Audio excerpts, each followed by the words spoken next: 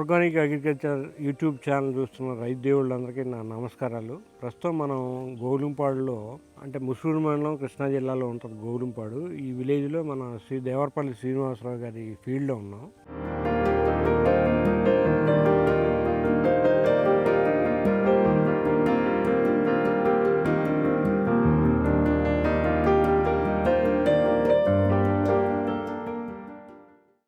ఇక్కడ మిగతా సమస్యల గురించి మనం మాట్లాడుకునే కంటే కూడా ఎక్కువగా మేజర్ ప్రాబ్లం ఉన్నది ఏంటంటే రూగోస్ వైట్ ఫ్లై, రూగోస్ తెల్లదోమ అని ఒకటి ఉంది.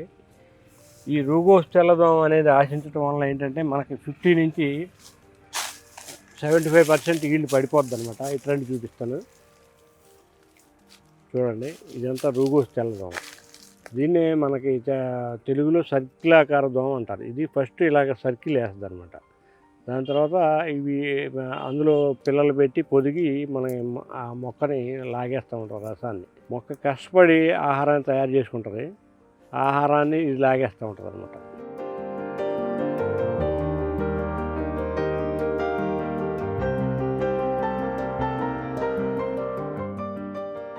మామూలుగా మన తోట వరకు ఉంటుంది అంటారా, పక్కన తోట నుంచి కూడా వస్తుంటారు?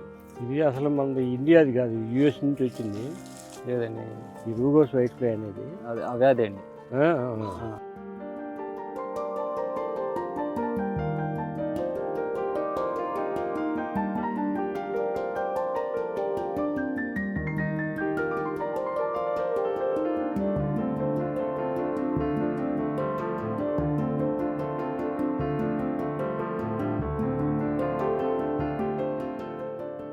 సో ఇదనమాట రూగోస్ వైట్ ఫ్లై అంటే. ఇప్పుడు మొదట్లో సర్కిల్ ఆకారం ఇలా సర్కిల్ లాగా వేస్తుంది.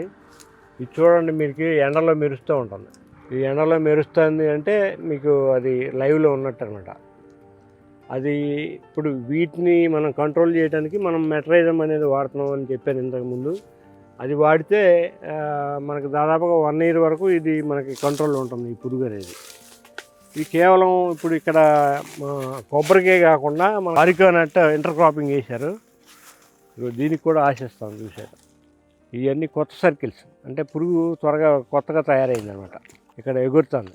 ఇది వచ్చి అక్కడ ఎగిరే పురుగు వచ్చి ఇక్కడ గుడ్లు పెడుతుంది. గుడ్లు పెట్టి ఇలా సర్కిల్లాగా గుడ్లు పెడుతుంది. ఈ గుడ్లు పెద్ద అయ్యి పొదిగి తర్వాత మొక్క నుంచి ఆహారాన్ని లాగేస్తూ ఉంటాయి. చూసారా ఈ ఆకు ఎలా తయారైందో. ఈ ఆకు ఆహారాన్ని లాగేయటం వల్ల ఇలా ఆకు తయారైపోయింది అనమాట. తర్వాత ఇంకోటి, అది లాగినప్పుడు వచ్చే సెలైవా మీద మనకి సూటి మోల్డ్ అని ఫంగస్ డెవలప్ అవుతుంది. ఆ ఫంగస్ డెవలప్ అవడం వల్ల ఇది నల్లగా అవుతుంది. దానివల్ల కూడా ఫోటోసిన్సిస్ లాసు. ఇంకోటి మొక్క కష్టపడి తయారు చేసుకున్నా కూడా దొంగలాగా అది మొత్తం దొబ్బేస్తుంది. ఈ మొక్క ఉంచదు. ఇక్కడ చూడండి తీవ్ర ప్రభావం ఎలా ఉందో.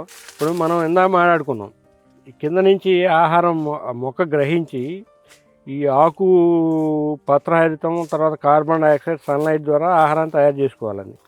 ఈ విధంగా కోటింగ్ చేసినట్టు అయిపోతే ఆ మొక్క ఆహారాన్ని ఎలా తయారు చేసుకుంటుంది? సో ఇది మనకి గతంలో కోవిడ్ వచ్చింది కదా, కోవిడ్ కంటే చాలా ప్రమాదకరమైంది ఇది. కోవిడ్ కొంతమంది రోగనిరోధక శక్తి ఉన్న వాళ్ళని వదిలిపెడుతుంది. ఇది మాత్రం ఏ మొక్కని వదిలిపెట్టదు. వరుసగా అన్ని మొక్కలకు వస్తుంది. నెక్స్ట్ ఇందులో కోకో ఉన్నాయి. కోకోలో కూడా అటాక్ ఉంటుంది. రెండు చూపిస్తాను. ఇగో వెనకాల సర్కిల్స్ వేసేసినాయి.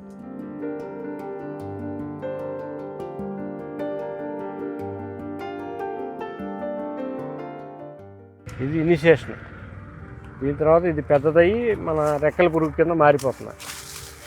మారిపోయిన తర్వాత మొక్కని డ్యామేజ్ చేయడం మొదలెడుతుంది అనమాట. రసం పీల్చడం మొదలెడుతుంది. ఆ రసం పీల్చిన తర్వాత ఏమవుతుందంటే ఇది ఫ్రెష్ ఫామ్.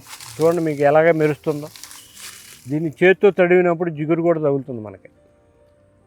ఈ జిగురు ఏంటంటే దానికి ప్రొటెక్షన్ ఏర్పాటు చేసుకుంటాం అనమాట.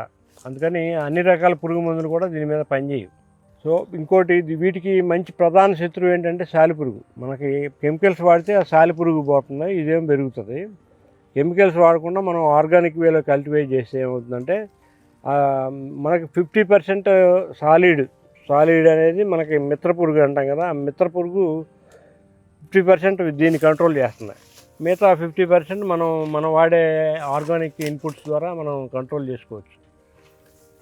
సో మెయిన్ టార్గెట్ ఏంటంటే ఇక్కడ ముందు ఈ సర్కిలాకార దోమ, అదే రూగోస్ వైట్ ఫ్లై అనేదాన్ని మనం తీసేయాలి ఇక్కడి నుంచి. చూడండి ఎలా మెరుస్తుందో మీకు.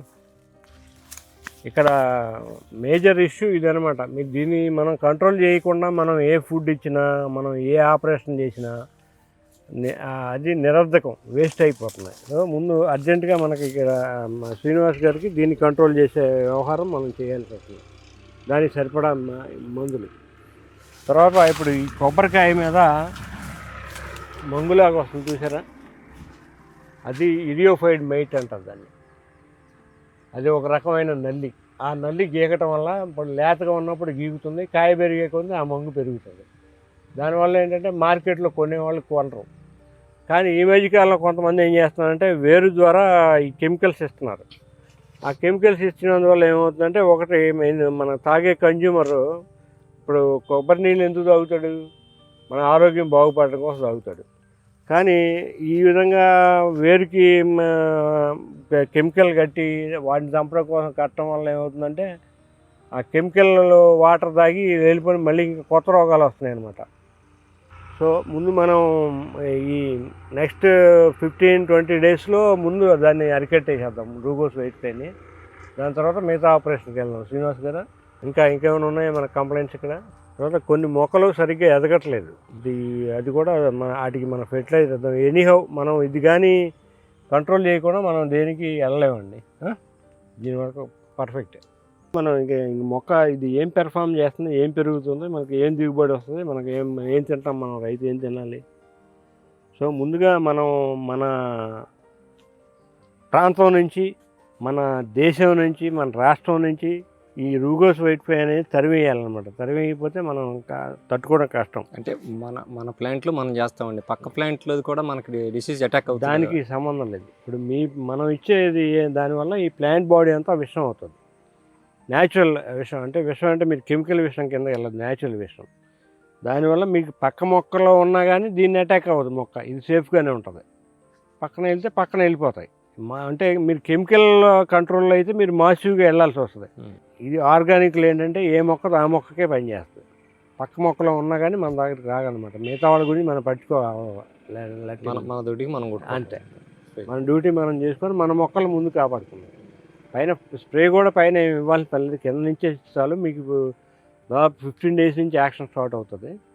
మీకు 1 మంత్ కల్లా ఇది అనేది కంప్లీట్గా పోద్ది అనమాట.